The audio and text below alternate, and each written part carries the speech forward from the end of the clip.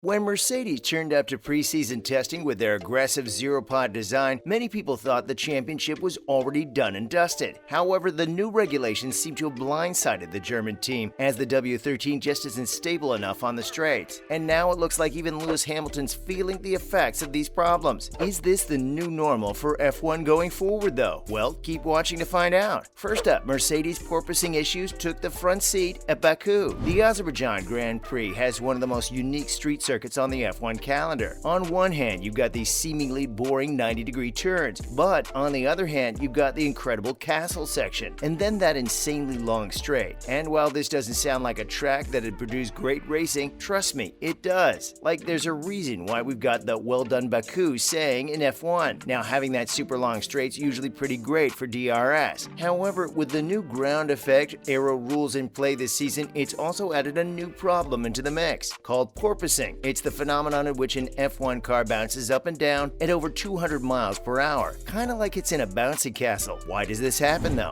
Well, without getting into too many details, it's got something to do with how the ground effect stops working when the car gets too low, which makes it lose downforce and lift up. But when it goes up, the aero effect kicks back in, pushing the car down again. So from that point, it's like an up and down cycle. And since Mercedes has a very aggressive aero setup and their cars sit extremely low to the ground, porpoising seems to affect them the most. Also, on the long straight of Baku, with all of its natural bumps, the problem's kind of multiplied itself. According to Lewis Hamilton, the G-force on the bouncing was so bad that at times he'd feel like he was blacking out, barely avoiding the wall at times. Not only that, but the 7-time world champion also suffered from a pretty bad back injury. He kept complaining on the radio throughout the race that his back was killing him, and even though he gritted his teeth and finished fourth, it was a struggle for him to even get out of his car at the end. Next, Hamilton's back injury sparks safety debate. We all know that Lewis Hamilton's an absolute warrior and rarely ever misses a race. So, despite some concerns over whether he'd even be fit enough to race in Canada, there really wasn't any real doubt. With that said, his injury at Baku did open up the whole safety debate once again, as drivers rallied around the FIA and asked for change. Hamilton's teammate George Russell called porpoising a recipe for disaster, saying that the current gen of F1 cars is dangerous. Being a Grand Prix Drivers Association director, though, Russell said that there are ongoing conversations with F1 about regulation changes that could perhaps get rid of porpoising. Speaking to the press after Baku, he reassured everyone that they've got some brilliant engineers and intelligent people working on the issue. However, he did also acknowledge that there wasn't going to be a short-term solution that fixes everything overnight. McLaren driver Daniel Ricciardo also voiced his concerns by sympathizing with Lewis Hamilton and asking the FIA to take action. According to him, the sporting authorities should put the driver's safety in front of everything else when coming up with regulations, and something needs to change to avoid any long-term permanent injuries. And now, the FIA puts a band-aid over the problem. Now, one of the main culprits behind the whole porpoising phenomenon has been the ride height of cars. You see, the lower a car is to the ground, the more likely it is to experience a bouncy castle effect. And if you compare the current cars, you'll find that the Mercedes W13 is one of the lowest ones on the grid. So you could see why they've got these issues while others like Red Bull don't. Plus, many people have also theorized that the German team just can't afford to increase their ride height because, well, that'll make them much slower. Is the performance trade-off worth risking their driver's health though? According to Toto Wolff, that theory is entirely false, as apparently increasing the ride height on the Mercedes would kind of destroy its floor due to the insane downforce it'd produce. Other analysts, however, beg to differ and think that pulling the car up by a couple of inches would definitely eliminate the majority of porpoising on the W13. And it seems like the FIA thinks that too, as it's issued a technical directive that limits the levels of vertical oscillations experienced by a driver. Apparently, this new rule set explains how teams would have to alter their setups if their cars are suffering from too much porpoising. Oh, and of course, one of these solutions is to simply raise the ride height. Lastly, drivers unsure about the new regulations. While the FIA's mid-season plan is literally what everyone's been asking for, the drivers still aren't sure about how they feel. For instance, Lando Norris questioned whether the new regulations were fair for everyone, especially for the teams that weren't suffering from porpoising in the first place. Red Bull boss Christian Horner also aired his frustrations, saying that they shouldn't have to pay for someone else's mistakes. He also criticized the FIA's approach to changing the rules mid-season, as this could set a dangerous precedent going forward. Having said that, George Russell was all for these new changes as, according to him, other drivers shouldn't prioritize performance over safety. Speaking to the press ahead of the Canadian Grand Prix, he said that the FIA's made the right decision and that the sooner we come to terms with this change, the better things would be for everyone going forward. The current championship leader Max Verstappen, though, respectfully disagreed and said that long-term injuries are a part of any sport and we should just accept things the way they are. Next, in other related news, Schumacher's still hopeful for his first F1 points. Mick Schumacher's had a pretty rough start to life in F1. Last year, his Haas was easily the worst car on the grid, and this year he just can't keep it under control. The German's already had some pretty massive crashes this season, which have destroyed his car's chassis multiple times. In fact, Haas has apparently already overshot its season's quota of how many new cars it can afford to replace, so things are definitely dire. On top of that, Schumacher's yet to score any points in F1, with his teammate Kevin Magnussen taking no time to get to grips with the new car. And even when he looked set to take P7 in Canada over the weekend, a power unit failure crushed his hopes of a top 10 finish. He's not too phased though, as according to him, he's been fast enough to score points in multiple races, but luck just hasn't been on his side. However, he said that there will definitely be more opportunities, and he's hopeful that one of these days he'll finally get over the hump and score some points. And now, Verstappen's still wary of quick Ferraris. The 2022 F1 season's been nothing short of a roller coaster, as Charles Leclerc's massive initial lead has turned dramatically in Max Verstappen's favor in just a few races. And while that's largely due to Ferrari's liability issues and Red Bull's incredible straight-line pace, the reigning F1 champ isn't ready to write the Maranello team off just yet. Speaking to the press after the Canadian Grand Prix, Verstappen admitted that his championship lead's pretty huge. However, he also pointed to the fact that he was 46 points behind at one point, alluding that it doesn't take long for things to swing in Formula One. According to him, the most important factor going into the second half of the season would be reliability, as only DNFs can switch things around in Charles Leclerc's favor. And it seems like the Ferrari driver agrees to that notion too, as according to him, Max is only a couple of DNFs away from him, and the season is long, so there's every chance of making a comeback later. Finally, Mercedes planned big upgrade package for Silverstone. We all know how tough the first half of the season's been for Mercedes. At the same time, though, the German team's massively improved its pace as compared to the season opener, as now they're consistently getting top 5 and podium finishes. But of course, after winning 8 consecutive Constructors' Championships, that just doesn't feel good enough. So, to alleviate their issues and add a bit more pace to their car, the Brackley-based squad's preparing a big upgrade package for the weekend at Silverstone. According to Mercedes technical director Mike Elliott, the development of new parts is progressing well, and they should be ready in time for the British Grand Prix. He did say, though, that while this package would help them with closing the gap to Ferrari and Red Bull, fans shouldn't expect any dramatic changes. With that said, the end goal for Mercedes remains to get back to the front of the grid, and according to team boss Toto Wolff, they've got what it takes to try and win at least one race this season. That's a wrap for this video. Do you think that Mercedes will win a race this season? Let us know in the comments below. Make sure to give this video a thumbs up and subscribe to our channel for more videos like this. See you in the next one.